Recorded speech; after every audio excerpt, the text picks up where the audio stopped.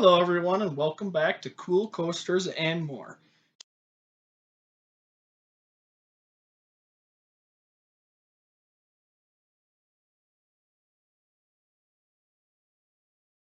Okay, we just got off of Green Lantern here at Six Flags Great America. Our first coaster today. What was your initial reaction? What do you think? That thing is crazy. They did not have the mid-course brake run running, and you go over it and you're like, what, no brakes? And it was just insane. It screams. It's not as bad as everyone says. No, it's definitely, not rough, I don't think. No, I've ridden Iron Wolf at Six Flags Great America, and that thing played ping pong with my head, and this did not do that, so Yeah. it's not as bad. You do get a little bit on the ears. The restraints are better. Standing up on a roller coaster, this is my first stand-up. Strange It's experience. different. It's definitely different. I'm gonna say it's a good ride. It's definitely a little bit rough, but it's better than everybody says it It is. was a good way to start out the day. Good Yes, way. yes. Now we're gonna be heading over to ride Zumanjaro. Alright, we just got off Superman Ultimate Flight. I want to start off by saying that was slow. Yes! It was very slow. I've never been a fan of the Superman Ultimate Flight at Six Flags, but this didn't, it was worse. No, like even the pretzel loop wasn't even that intense here today. Yeah, I don't know. I've never been a big fan of these coasters. They're alright, they're fun. Yeah, I felt like it was running really slow compared to the clone that we've ridden before. And I feel like it was kind of a letdown today. And also a side note, I don't know if it's because of how short I was or something, but the restraints on my feet actually hurt. It felt like a point that was like digging into my ankles. So I wasn't having a fun time there either. No, they need to do something, and they need to make it a little bit better. It's definitely like the prototype, model is the first version that they did of it, and you can tell. You can just tell. Yeah, it's not as good. We just got off the mine train. What do you think? It was such a cute little ride. It gives Wizard vibes. It's just got a lot of character to it. And it's, it's a little bit more aggressive than you give it credit for. Yeah, it definitely picks up some speed after that third drop where it goes all the way to the ground.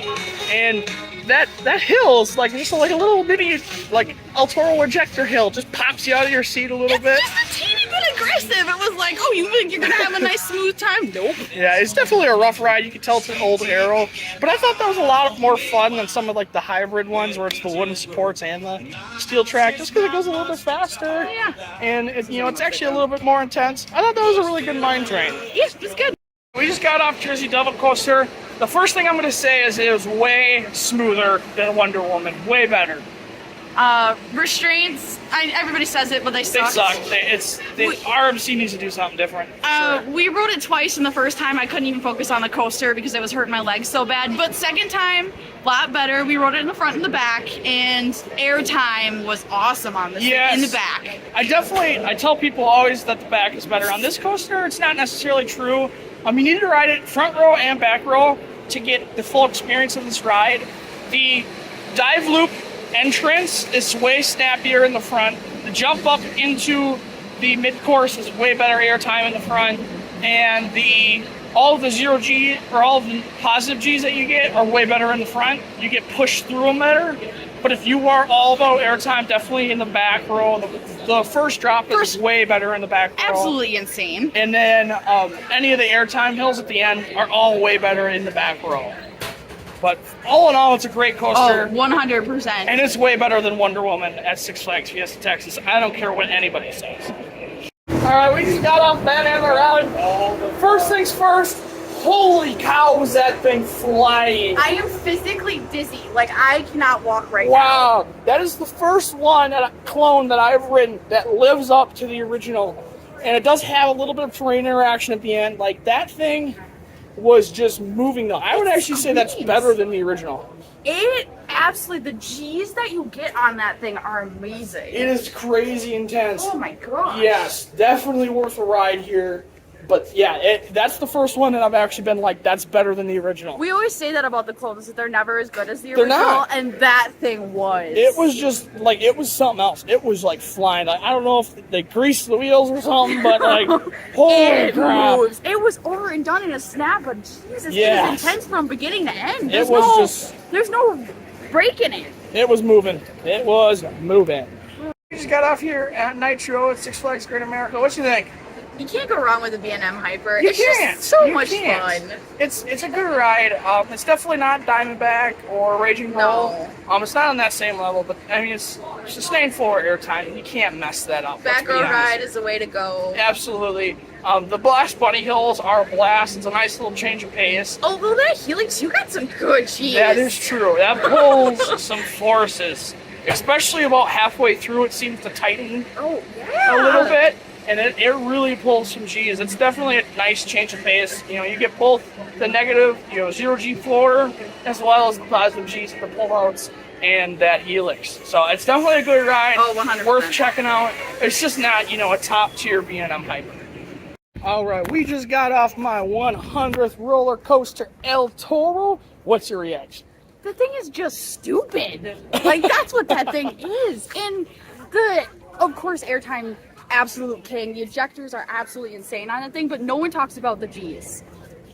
Yeah, it's definitely a very forceful ride. It's not just airtime. Everybody talks about, legendary airtime on this, but it's not just that. You have G-forces, you have laterals, especially the twister section at the end. It Holy just hauls crap. through there.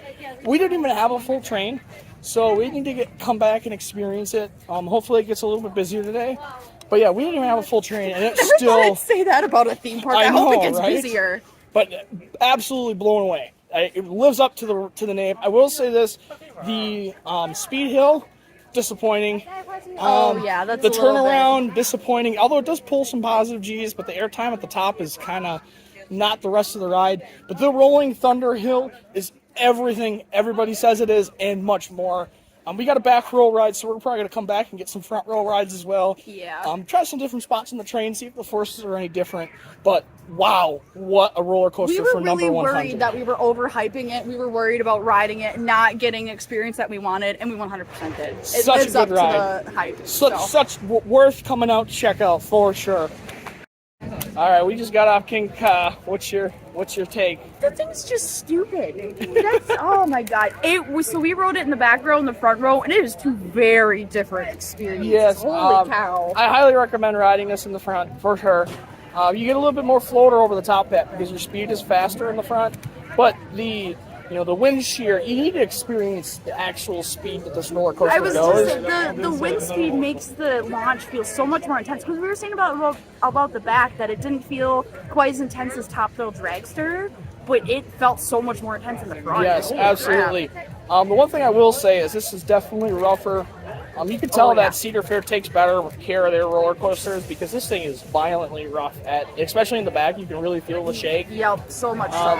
So definitely, if you come to this park, get a front row ride on this thing, experience the wind shear, experience the extra floater over the top hat. They put their best team on this ride, so I mean, we had to wait in a little bit of line, but like for front row, I mean, it didn't make much of a difference where we were but waiting. it's a really, really good ride. I love the launch. It's just so short. That's my biggest complaint about these rides. Yeah. I wish even the floater airtime hill after the drop, it doesn't really do a whole lot. It's just kind of there to be there. It would just be nice But- if there was more to the ride. Yeah, but it's definitely the launch is crazy, and that's what all this roller coaster is all about. Absolute insanity.